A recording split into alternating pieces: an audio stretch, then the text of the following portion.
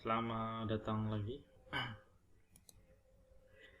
Di bagian ini Anda akan memulai membaca PFD yang merupakan gambar dasar untuk PNID.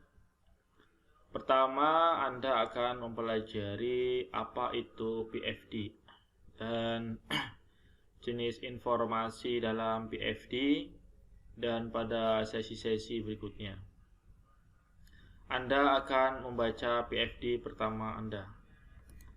Apa itu diagram alir proses?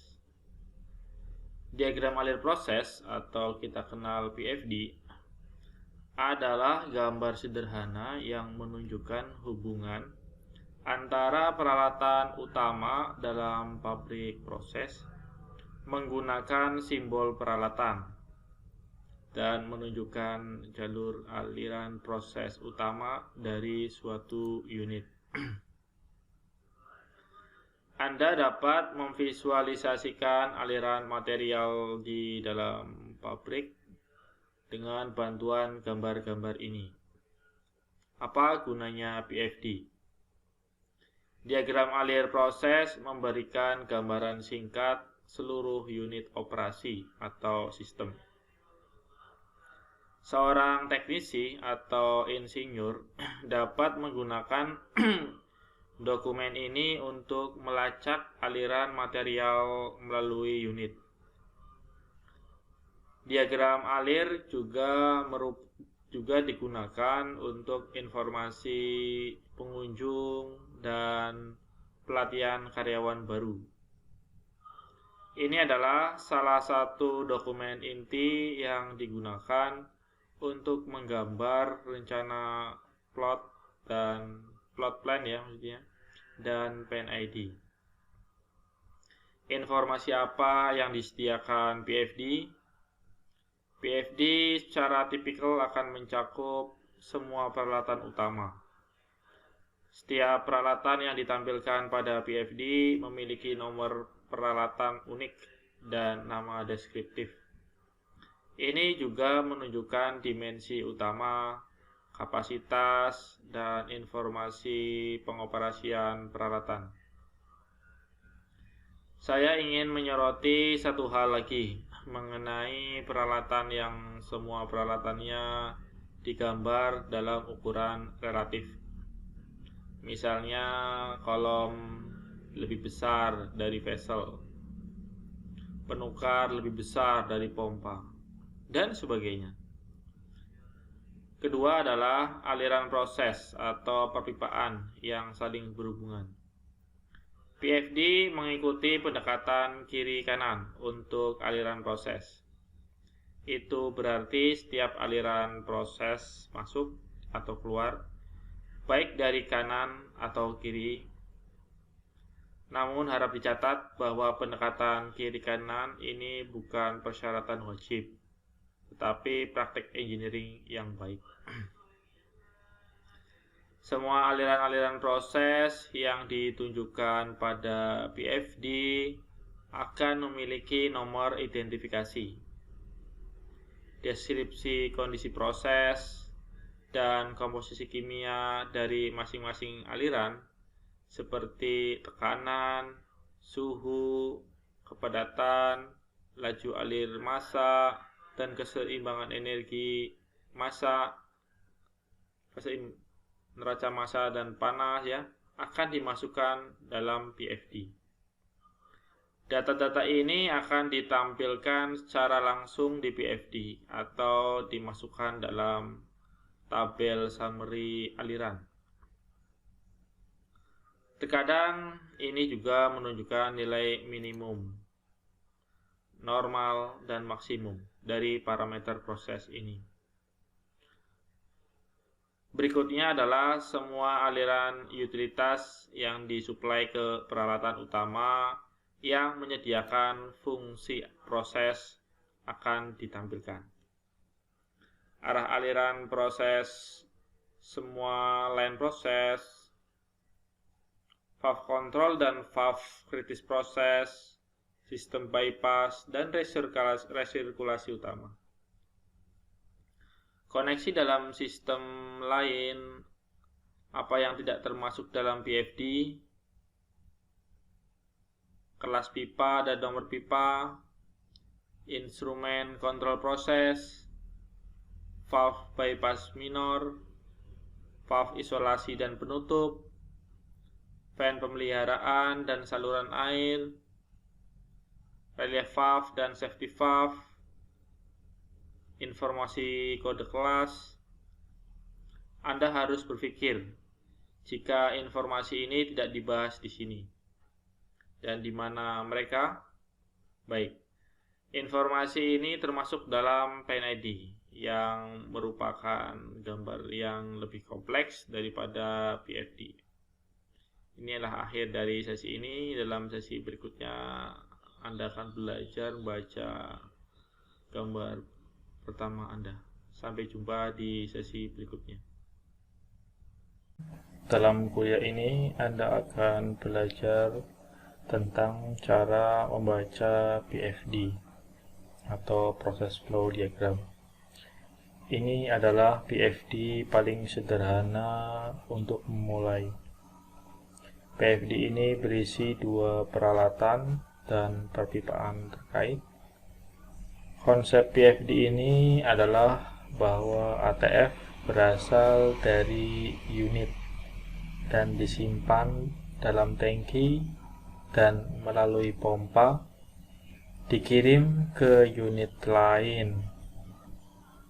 Seperti yang dikatakan sebelumnya, sebagian besar PFD dan PNID mengikuti pendekatan kiri ke kanan untuk aliran masuk dan keluar. Di sini Anda dapat melihat bahwa ATF berasal dari unit dan nomor aliran ditandai sebagai nomor 1 di dalam wajik. Wajik dengan angka di dalamnya menunjukkan jumlah kondisi aliran yang harus Anda rujuk dalam tabel aliran yang diberikan dalam PFD. Anda akan melihat tabel aliran dalam 1 menit. Mari kita selesaikan line tracing atau pelacakan garis. Garis ATF sekarang dibagi menjadi 2 garis. Dengan 1 garis masuk ke dalam tangki dan garis lainnya berfungsi sebagai bypass tangki dan langsung dialihkan sebagai aliran umpan unit lain. Dalam hal ini, Anda dapat mengatakan bahwa tangki penyimpanan ATF digunakan sesuai kebutuhan dan bukan sebagai tangki umpan kontinu untuk unit Merox dan treater. Tangki yang diperlihatkan pada PFD adalah tangki atap kerucut. Tangki yang diperlihatkan pada PFD adalah tangki atap kerucut atau ground roof tank, yang juga dikenal sebagai tangki atap tetap atau fixed roof tank. Sekarang ATF yang disimpan dimasukkan ke dalam suction pump dan discharge pump terhubung ke jalur bypass. Jadi ketika dibutuhkan, umpan untuk unit dapat disuplai dari tangki pada tekanan yang diperlukan. Dimensi tangki dan kondisi operasi pompa juga akan tersedia dalam PFD di bagian atas sheet. Anda bisa lihat di sini. Dalam hal peralatan statis seperti tangki, vessel, drum, kolom, PFD akan memberikan Anda info tinggi atau panjang dan diameter bersama dengan kapasitas volume pada peralatan tersebut. Anda dapat melihat di sini bahwa diameter tangki adalah 20 meter tingginya 9 meter dan kapasitasnya 2000 meter kubik. Ada dua pompa 101A dan 101B dengan kapasitas untuk menangani laju aliran 68 meter kubik per jam dengan head 124 meter. Sekarang, jika Anda telah melihat pompa dengan hati-hati saat menelusuri garis, disebutkan bahwa pompa A digerakkan motor, sedangkan pompa B adalah turbin. Pompa yang digerakkan oleh turbin digunakan saat proses harus berjalan, bahkan jika listrik mati. Biasanya, pompa ini mahal untuk dijalankan dibandingkan dengan pompa yang digerakkan motor. Seperti yang dikatakan sebelumnya, PFD atau Process Flow Diagram menunjukkan semua control loop main proses. Dalam PFD ini, Anda dapat melihat bahwa loop flow control pertama, yang merupakan loop kontrol aliran yang memastikan laju aliran minimum pompa, akan dipertahankan selama operasi. Jika permintaan proses Anda turun, bypass loop dengan valve kontrol aliran memastikan bahwa aliran berlebih akan mengirim kembali ke aliran pump suction untuk mempertahankan tekanan dalam pipa discharge.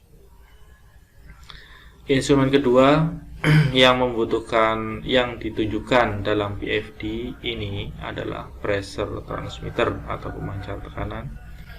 Fungsi dari jenis instrumen ini adalah ia akan terus mengukur tekanan di jalur pasokan untuk memastikan bahwa tekanan minimum dipertahankan di jalur tersebut.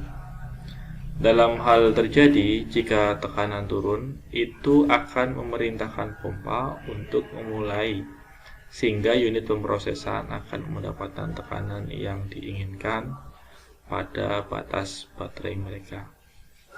Aliran nomor 2 dibiarkan ke unit dan batas baterai untuk OSPL dan ISPL ditandai di sebelah aliran wajib. OSBL berada di luar batas baterai dan ISPL di dalam batas baterai. Ini tidak lain adalah demarkasi area dalam keseluruhan plot plan antara area plan proses dan fasilitas offsite. Di bagian bawah PFD ini, Anda dapat melihat detail aliran untuk aliran nomor 1 dan nomor 2. Insinyur desain perpipaan akan menggunakan detail aliran ini untuk menghitung ketebalan pipa dan untuk memilih bahan yang sesuai untuk komponen perpipaan.